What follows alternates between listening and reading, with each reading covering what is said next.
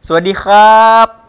Halo Sobat SBMPTN, gimana nih kabarnya? Semoga masih baik-baik aja ya. Nah, sekarang gua udah nyiapin soal-soal tentang laju reaksi yang biasanya muncul di SBMPTN.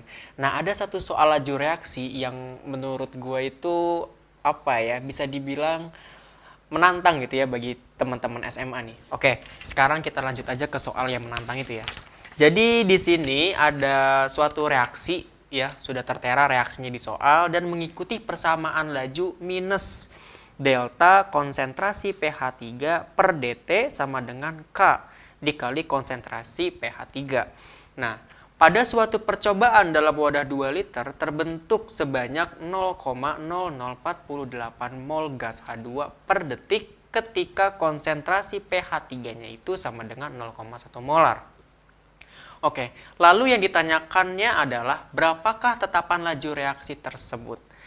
Nah, teman-teman, kalau misalkan teman-teman selalu dapat soal atau melihatnya kok kayaknya ada diferensial gitu ya, kayak ada turunan-turunan kayak gini, jangan pusing. Kita persingkat aja.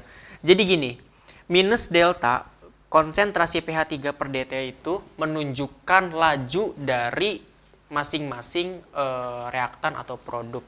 Nah, karena di sini adalah minus delta konsentrasi pH 3 per dt, maka ini menyatakan laju dari konsentrasi pH 3 yang ada di reaktan. Makanya kenapa dia bernilai minus. Jadi, tanda minus di sini itu hanya sebagai simbol bahwa dia adalah reaktan. Oke, karena minus delta konsentrasi pH 3 per delta T ini, kita bisa persingkat menjadi, misalkan delta per delta T itu sama dengan V. Maka nanti V konsentrasi pH 3 sama dengan K konsentrasi pH 3. Jadi delta per deltanya kita eliminasi dulu biar lebih mudah. Oke ya. Nah, sekarang berarti kan kita punya V konsentrasi pH 3 sama dengan K konsentrasi pH 3, di mana nilai K yang ditanya itu bisa kita dapatkan konstantanya dari persamaan ini. Jadi nanti persamaan K-nya itu adalah K sama dengan V konsentrasi pH 3, di sini minus V konsentrasi pH 3 ya karena reaktan, per konsentrasi pH 3. Jadi nanti ini dapat dimanipulasi rumusnya.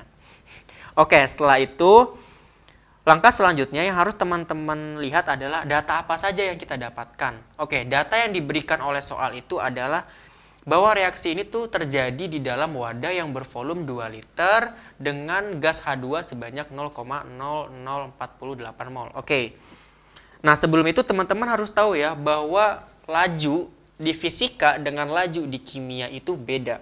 Kalau laju di kimia itu satuannya adalah molaritas per second. Jadi kita bisa tuliskan bahwa di sini kan diketahui bahwa mol dari H2A adalah 0,0048 mol gas H2. Nah, sekarang kalau kita ingin mencari berapa sih laju dari H2, maka teman-teman bisa melihat dari satuannya. Karena satuan laju itu adalah molaritas S-1 atau molaritas per second, maka kita bisa memasukkan rumus molaritas ke dalam laju H2 ini. Jadi nanti molaritasnya adalah, karena molaritas itu adalah mol dibagi volume dalam satuan liter, maka nanti molaritasnya adalah 0,0048 mol gas H2 dibagi 2 liter. Maka nanti akan didapatkan laju dari H2-nya adalah 0,0024 molar per second. Oke, kita udah dapat nih laju H2-nya. Terus gimana lagi? Kan yang ditanya adalah konstanta. Nah, sekarang gini. Yang mau kita tanyakan dari konstanta ini adalah mencari nilai laju dari konsentrasi pH 3-nya. Karena konsentrasi pH 3 yang awal itu sudah diketahui, yaitu 0,1. Maka untuk mencari lajunya, kita dapat melakukan mencari hubungan antara reaktan dengan produk. Teman-teman juga udah tahu nih kalau misalkan proses-proses dari reaksi ini akan ada hubungan timbal baliknya.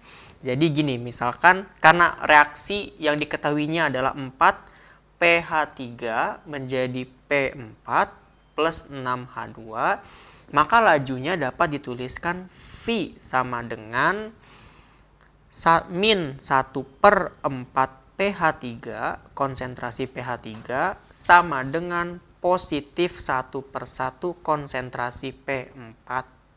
V sama dengan 1/6 V konsentrasi H2. Nah, sebenarnya V ini tuh tadi D per dt, karena tadi kita sudah sepakat bahwa D per dt-nya kita eliminasi terlebih dahulu dan kita gantikan dengan V, maka kita tuliskan seperti ini. Maka nanti dari persamaan ini bisa kita persingkat lagi menjadi minus 1/4 konsentrasi pH3 sama dengan 1/6 V konsentrasi H2. Oh, maaf ya, ini harusnya ada V-nya nih. Kakak lupa. Oke. Setelah itu, kita bisa dapatkan nanti nilai dari laju konsentrasi pH3 dari persamaan ini. Kita langsung masukkan saja konsentrasi dari laju, maksudnya laju dari konsentrasi pH3 minus ya ini ya, sama dengan 1/6 V konsentrasi H2 dibagi 1/4. Maka nanti ini bisa dilakukan matematika dasar ya. Jadi 4/6 V konsentrasi H2 itu sama dengan 2/3 lajunya dari konsentrasi H2. Nah, karena kita sudah tahu nih berapa laju hidrogennya, maka kita bisa masukkan. Jadi kita langsung masukkan saja di sini minus 1. Sudah tidak ada lagi ya. Jadi minus laju dari konsentrasi pH3 itu sama dengan 2/3 dikali 0,0024 molar per sekon. Setelah itu, maka bisa didapatkanlah laju dari konsentrasi pH3-nya sebesar 1,6 kali 10 pangkat minus 3 molar per second. Nah, setelah itu kita langsung masukkan ke rumusan yang awal sudah kita buat, yaitu K sama dengan minus V konsentrasi pH3 per konsentrasi dari pH3-nya. Ya, karena laju dari pH3 ini sebesar 1,6 kali 10 pangkat minus 3 dan konsentrasi pH3-nya di soal sudah diketahui yaitu sebesar 0,1 molar, maka hanya tinggal kita hitung saja, yaitu nanti didapatkan nilai konstanta atau tetapan laju reaksinya adalah ya 1,6 kali 10 pangkat minus 2. Maka didapatkanlah jawabannya yang E. Seperti itu teman-teman. Jadi untuk mengerjakan soal seperti ini yang ada D per dt-nya atau ada diferensial atau ada simbol-simbol turunan seperti ini, teman-teman bisa memisalkan D per dt ini menjadi A, menjadi B, menjadi C, atau menjadi V. Yang intinya memperlihatkan bahwa simbol-simbol yang teman-teman buat ini adalah suatu laju gitu ya. Yang penting harus konsisten. Oke, mungkin itu tips dari gua untuk soal kali ini. Jadi jangan sampai lupa dan lihat juga koefisiennya. Kalau persamaan laju itu pasti 1 per koefisien dan jangan sampai salah untuk menyetarakan koefisien reaksinya. Oke, mungkin sampai sini dulu untuk soal kali ini. Sampai jumpa di soal berikutnya. Tetap semangat Sobat SBM PTN.